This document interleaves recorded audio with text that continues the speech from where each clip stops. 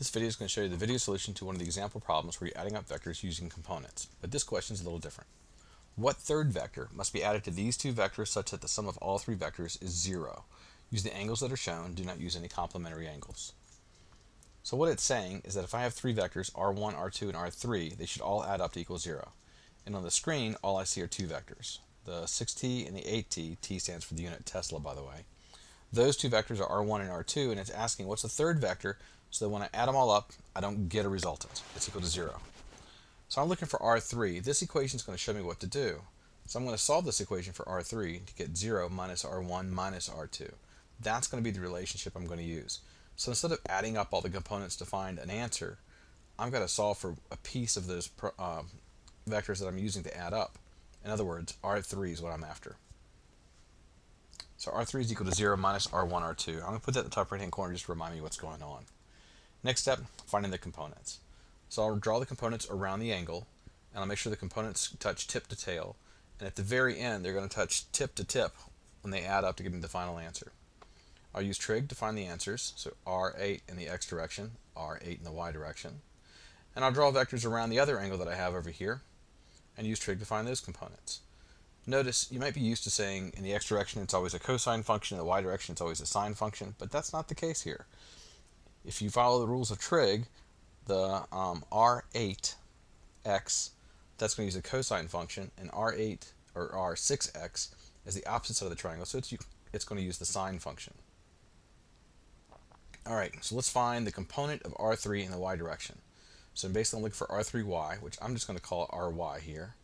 And that's equal to 0 minus the y component of r1 and the y component of r2.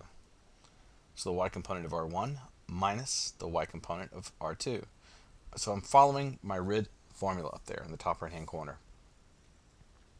Do a little bit of math and I get negative 8.48 t, which t is the units. So that's going to go downwards because it's negative in the y direction. And it's 8.48 teslas, or 8.48 t. Now let's do it in the x direction.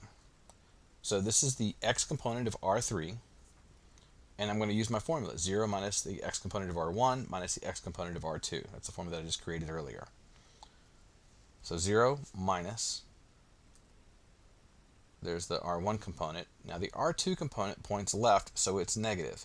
So it's going to be minus a negative 6t sine 65. So the negative negative, that's going to make it positive in this case. So Rx comes out to be a positive 0.09 teslas, which is really, really small compared to 8.48 teslas. But because it's positive, it's going to go to the right, and it's really small, so I'm really not drawing this to scale, but you get the basic idea. So here are the components, and there's R3. And I'm looking for theta right there in the top right-hand corner where the tails are meeting. So now to find R3's magnitude, I'll use Pythagorean's theorem with the components that I have shown. And then to find its direction, the theta, I'll use the inverse tangent function to give me the 0.57 degrees, which is really small. And then I'll make that so I can determine it in polar coordinates. So 270 degrees plus 0.57. 270 because that rid downward line, the 8.48 teslas, is 270 degrees from pointing due east. It's our polar coordinate system. You could also write this as 0.57 degrees east of pointing due south. Okay, so now the question is, what does your paper look like? This is what your paper would look like. You can see I've redrawn the picture, nice and big, lots of space, don't try to make it too small.